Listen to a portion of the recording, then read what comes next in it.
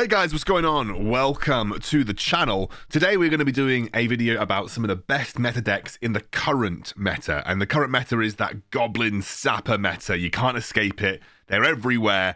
So why not play some decks that are going to either use it or be good against it? We're going to start off with a deck that I think is probably still the best in the meta. I think Jaina probably exists as the best leader in the meta because not only could she use Goblin Sappers, but actually, she's one of the few decks that are equipped to adequately deal with Goblin Sappers and deal with them effectively as well. You can run Blizzard or you can run Deep Breath, but Deep Breath is just honestly better. Blizzard's pretty good in specific circumstances, actually very good versus old Murk Eye decks, for instance, but Deep Breath just gives you a bit more utility across the board. This is the Jaina deck that I am running, so we're running clear casting to reduce the cost of our spells. Ideally, we like to reduce the cost of Deep Breath down to 3. We're running Chain Lightning with Storm's Reach, but you could also run it with Reverberations. We are running Execute with the decreased cost when you kill something. Now, realistically, I actually think that could also be Overpower. I actually really like Overpower as well. I think it works well in a lot of situations, but Killing Spree also reduces the cost of this the next time you cast it anyway. We're running Griffin Rider because it's a great 2 cost. We're running Poison Quillbore, and actually there are some situations now where Poison Quillbore gets even more utility. It reveals Stealth, which is great versus Goblin Sappers and Stealth, and we're running our handy dandy Dark Iron Miner. Now, I actually think Dark Iron Miner is better than ever in the meta. Not only does he work on quite a lot of the maps for PvP, but most specifically, he's very good in the Sapper meta because people often dedicate 3 or 2 of their deck slots to Sappers. They either go Sappers, Smoke Bomb, Cheat Death, Sappers, Cheat Death, or Sappers, Smoke Bomb. Usually, what ends up happening is that they go all in at the start, and then they end up just either winning or they don't. The way that you can increase your chances of beating Sapper decks is by having a way to generate better eco. And a way to generate better eco is to run something like Dark Iron Miner. The reason is that you can make sure you get control of the gold mines and basically increases your eco overall, which then basically means you can starve out Sapper decks much more effectively, which is great if you've got a slightly heavier rotation because you don't want to get out-rotated if you're going up against a Sapper deck. Sapper decks that don't land on the first hit can often win by just being quicker than you at getting back to Sappers before you get back to your Sapper answer. Anyway, let's take a look at the Jaina game now to kind of show you what we're talking about. Okay, let's start this one off versus... we're only going to do 1 game per leader, by the way, guys. We're going up against a old Murk Eye here. Versus level 10 old Murk Eye immediately drops his own Dark Iron Miner into the picture. Now, he doesn't actually... This is the first mistake that he made. Instead of stopping my Dark Iron Miner, he actually opted to try and take out my Quillbore. So in this situation, he's saying, I want the Quillbore to die because I value having these 2 left alive anyway. But he's just kind of not stopped me getting my gold, which ultimately is all I kind of cared about in this situation. Now, very, very important. Very, very important. When you're running this deck, either your Blizzard or your Deep Breath, you're going to want to save this spell for an important moment. You want to get value out of it. You need to get value out of it. Now, versus old Murk Eye, that can be Blizzarding the base, or it could just be making sure you're stopping Sappers, but it needs to be saved. You cannot... I would not just use this right here, right now. And this guy kind of knows it, which is why you're not seeing him kind of do anything. But here comes the old Murk Eye, and we are now going to use it as soon as pretty much everything lands, and then we're going to Chain Lightning his Sappers pretty much straight away as well. So... stop the Sappers, stop the old Murk Eye. Very effective push. Really, really good overall. So we're going to use our Dark Iron Miner to bring the Defias Bandit out of stealth in this situation. He is going to use Safe Pilot. I am not going to Deep Breath the Safe Pilot. Not that bothered about the Safe Pilot, honestly. Did actually accidentally send my Griffin Rider to death, which I didn't really want to do. But I'm holding. You can see that I'm holding. There is a point where it comes where we don't really want to hold anymore.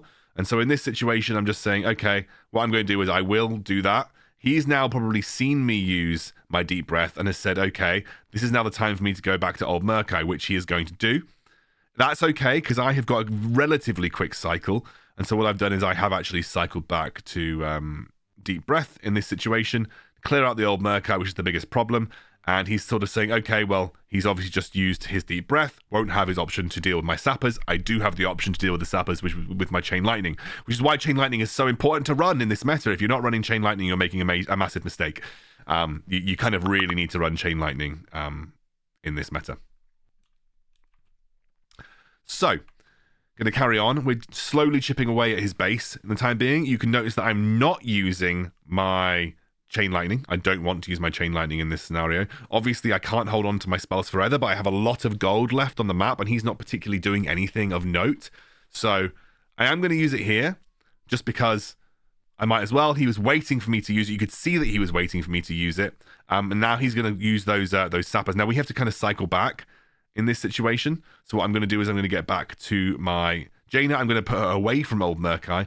And what I'm going to do is going to get a really big clear on all of these Murlocs. Could have waited just a little bit longer to pick off that one extra Murloc there, but honestly, we're still in a great spot. He's actually playing this maybe as well as he probably could be. He's basically just saying, I need to wait for the very prime opportune moment to kind of use my old Murk Eye to make sure I don't get deep breathed.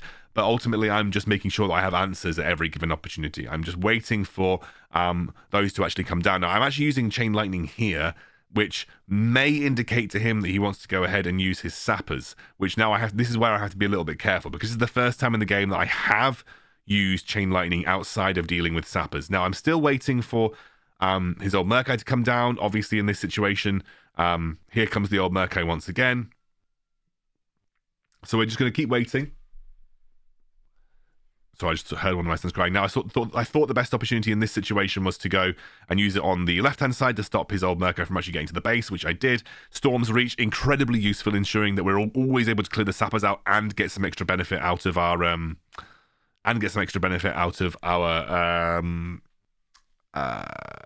Chain Lightning in general. So we cleared a couple of extra things there as well, which is really nice.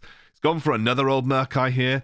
Now, we only have the Chain Lightning available, but he's actually tried to bundle everything in this situation, which then has allowed me to kind of just Chain Lightning pretty much the rest of his units, which is great. So that's basically cleared out practically everything else. We're going to stop his Dwarven Miner from really doing anything here whilst we get away with using ours, which is great. And we are going to Deep Breath once again, which you can see straight on the base. This is now the point where I'm going to start using Execute, because we are just very close to being able to kind of deal with his kind of base overall. And in this situation, what we're going to do is we're going to make sure that we defend against this old Murk Eye push, and we just have another Execute to use on the base here, which gets us the win. Sorry, that was a little distracted there. I could hear outside that one of my sons was crying, but my mum is looking... My mum? My wife? She's not my mum. My wife is looking after them both, so that's fine. I was just checking. Right, let's move on to the next deck. Right, the second deck that we're looking at is this one here. This is the old Murk Eye deck that you will have seen maybe in one of my videos just at the weekend. If you want a more in-depth guide to this deck, go and check out that video. I'll link it in the description below. But essentially, it is as follows. Old Murk Eye himself is a good win condition. What we want to do is add extra win conditions and more things for our opponent to deal with. I actually watched a Rumble with Legendary video, so you guys probably know Rumble with Legendary. He's a great free-to-play PvP player who really kind of pushes the ranks quite highly. He calls it a spellbait deck, which I quite like. His deck's slightly different. He runs, I think, like Cheat Death instead, whereas I'm just running Smoke Bomb. Both of which kind of do similar things. I just prefer having Cheat Death, Smoke Bomb, because you can kind of slip the sappers through, but Cheat Death is obviously very useful in certain situations too. You're going to see that later on in my Baron deck. So, with this old Murk Eye deck, the whole point is that you have multiple win conditions and multiple things that your opponent needs to use spells for. Now, you saw with my Jaina deck, we have the answers to it, but not many decks run that many spells. And so therefore, if you're running an old Murk Eye deck into something that isn't Jaina, a lot of the time, you are going to have a good way to win. You're either going to win with old Murk Eye or you'll win with sappers. The opponent usually can't answer both with spells. So the whole point of this is that we create multiple win conditions. And we create so much pressure for our opponent that we kind of bait something out. So we bait a spell out onto old Murk Eye. We use sappers. We use sappers to bait a spell out onto sappers, and then we use old Murk Eye to go for the win. So it kind of works in both instances. Let's jump into a game now. And that's just me. Oops, I forgot to crop it. I think it's this one. Here we go. Right. Going into a game versus Lolek. So this is versus a Jaina. I think it's versus a Jaina anyway. So this is versus a Jaina deck. We don't have cheat death, so Jaina is one of those people that can probably quite easily deal with this if we don't have cheat death. We will immediately drop a Quillbore to deal with the Jaina. Now, what I'm noticing is he's just used a load of Arcane Blasts and probably doesn't have the mana to use a final Arcane Blast. So we are going to go straight in and we're going to blow up that side tower, just one of them. We're going to stop Jaina from getting to it, and then we're going to kill off that. And this is what I mean, right? So we've created pressure down this lane, blown up the tower. We're stopping Jaina from getting there with a Quillbore. And we're sending our little Murloc Tidehunters to this tower as well. Whilst this is all going on, we're going to send another set of Sappers towards the enemy base. Now, to stop them from getting... I'm actually even going to use Chain Lightning to stop the Defias Bandits from stopping the second one landing in. And now I'll see that this person's actually also got their own Goblin Sappers. He's going to use Smoke Bomb, but I will immediately use my Quillbore to reveal them with the poison. And we're going to again send our Sappers in over on the other side. So just about creating pressure across the map. Arguably, I was a little bit over-leveled versus this person, but only slightly. So thought I'd keep it in regardless. But a very quick game. Shows you how easy it is to win with that deck. Let's move on to the next deck. So this is my Charlga deck. This is very straightforward. I might have shown this to you guys before. We're running 1, 2, 3, 4 1 costs with Kobolds. So 5 1 costs in our deck. We're running an answer to enemy Sappers, and then we're running the Cheat Death combo with the Sappers as well. So we're running Cheat Death, Smoke Bomb. Don't want to swap those. Cheat Death, Smoke Bomb, and Sappers with a load of random 1 costs, and then answers to enemy Sappers. This deck actually gets incredibly good in this meta.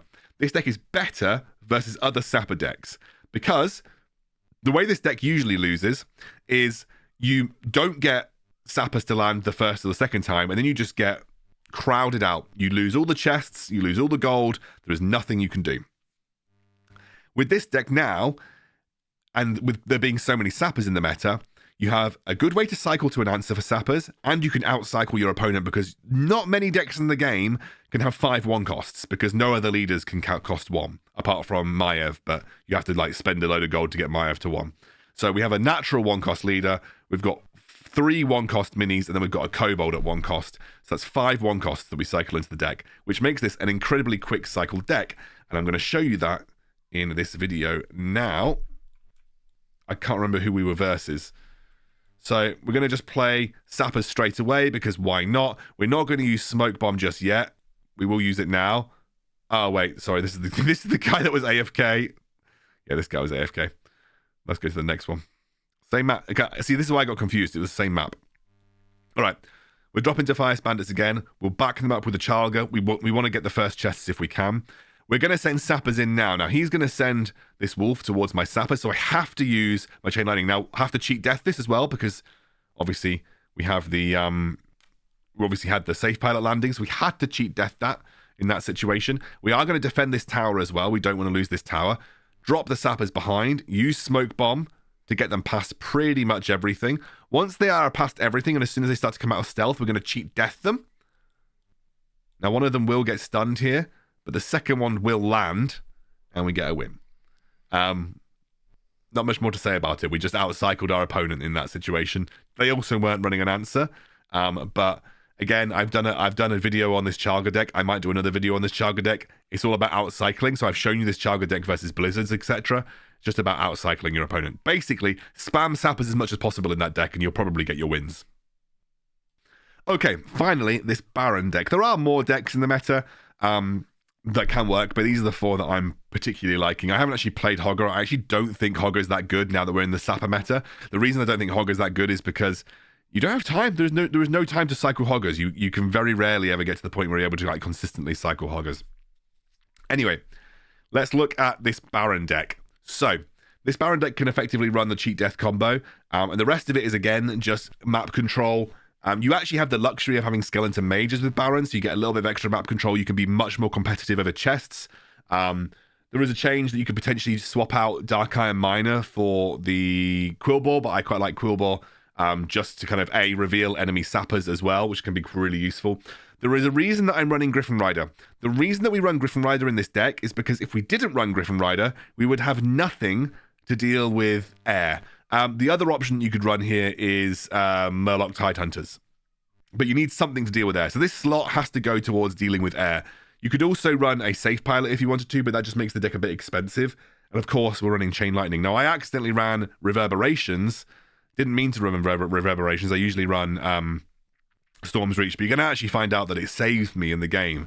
It saves me because I made a mistake, and I could have won a lot earlier, but it saves me in the game that you're about to see, which is quite funny.